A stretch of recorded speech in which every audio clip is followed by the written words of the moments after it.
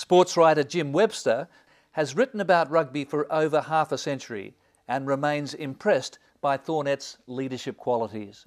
A wonderful person, came from a great sporting family as such, and I don't know if I've ever encountered a captain who demanded more respect than Thorn did.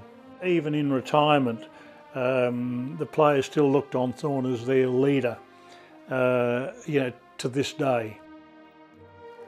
I was privileged to represent Australia during the 50s and 60s, when international rugby was far different from what it is today. Rugby tours of those days ranked, I believe, as the ultimate sporting experience. For Thornett, rugby tours were the ultimate sporting experience. And for those who toured with him, like 5th Wallaby and former president of the ARU, Peter Crittall, Thornett remains the ultimate sporting captain. Probably the most outstanding leader Australia's had, in my opinion. He led by example. He was a great advertisement for Australia off the field as well. A very erudite speaker, captured the imagination of the British sporting public, and was a great ambassador for the code in Australia. Thornett had nothing but respect for Thornett. He'd been there, done it. They'd been to South Africa and been successful. He was, one of the world's finest gentlemen. John Thornett was an unbelievable character, and you did give your heart and soul for him. You wouldn't consider him to be a leader, but he was, just by example and his own demeanour.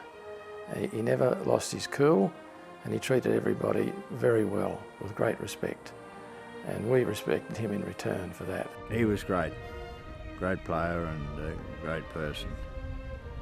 You also said one of the terrific memories you had in your time with the Wallaby colours was the Barbarian game in Cardiff some years ago, where you were reduced to tears again. Yes, that's true. It was a marvellous game. By the end of the tour, we'd had a mixed tour, and that was the last game. And I've ever said it was a marvellous, the biggest ovation I've ever heard from a crowd. And they sang "You All Sing Matilda," and that was the end of until the end of the game. It was a marvellous conclusion. And to think of singing like that, and John Thornett, who was the captain of the Australian team, was carried shoulder high leaving the ground, and the crowd singing "Waltzing Matilda."